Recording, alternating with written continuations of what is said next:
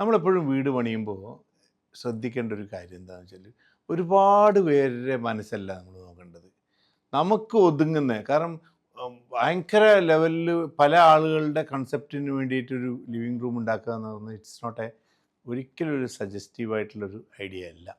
പകരം നമ്മളിപ്പോൾ ഞാൻ പറയുകയുണ്ടായി ഞങ്ങൾ കൂടുതലും വലിയ വൻകിട കൺസ്ട്രക്ഷനോ അല്ലെങ്കിൽ വൻകിട ഹൗസസ് നമ്മൾ കണ്ണഞ്ചിപ്പിക്കുന്ന ഹൗസസ് എന്നുള്ള ആൾക്കാർ ഏത് ഹൗസായാലും എങ്ങനത്തെ ഹൗസായാലും നമ്മൾ ചെയ്യേണ്ട ഓരോ ഭാഗങ്ങളുണ്ട്.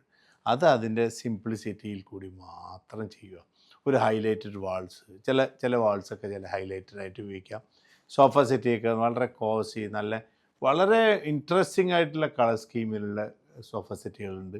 അത് സോഫ രീതിയിൽ വേണോ അല്ലെങ്കിൽ വുഡൻ സ്റ്റൈലിലെ ഫർണിച്ചറുകൾ വേണോ, അതൊക്കെ it's all depends the size of the rooms. അതാണ് ബേസിക്കലി എനിക്ക് പറയാനുള്ളത്. ഒന്ന്. രണ്ടാമത് ആരെയും മോഹിപ്പിക്കാനുള്ളൊരു ചിന്തയിൽ കൂടിയല്ല ഒരു ലിവിങ് റൂം ഉണ്ടാക്കേണ്ടത്.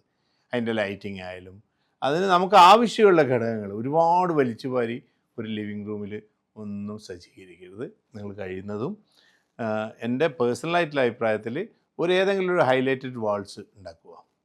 പിന്നെ നമുക്ക് അത്യാവശ്യം വേണ്ട ടീപ്പോയി അത്ര കാര്യങ്ങളും, പിന്നെ നമുക്ക് പലർക്കും ഇപ്പോൾ മൊബൈൽ ഫോണും കാര്യങ്ങളൊക്കെ ആയിട്ടാണ് വരുന്നത്. ഇപ്പോൾ ചാർജിങ് സ്പേസസ് എവിടെയെങ്കിലുമൊക്കെ ഉണ്ടാവും. ആരെങ്കിലത്തൊക്കെ വരുമ്പോൾ അവർ ചാർജ് ചെയ്തിട്ടായിരിക്കും വരുന്നത്. അപ്പോൾ അതുപോലത്തെ കാര്യങ്ങളും, കാരണം നമുക്ക് മറ്റുള്ളവരെ കംഫർട്ടിന് വേണ്ടിയിട്ടാണ് ഈ ലിവിങ് റൂം ഉണ്ടാക്കേണ്ടത്, മറ്റുള്ളവരെ കണ്ണ് തെളിപ്പിക്കാനില്ല. അപ്പോൾ ആ ഒരു ആസ്പെക്ട്സിൽ മാത്രം ലിവിങ് റൂമുകളൊക്കെ ഡിസൈൻ ചെയ്യുക.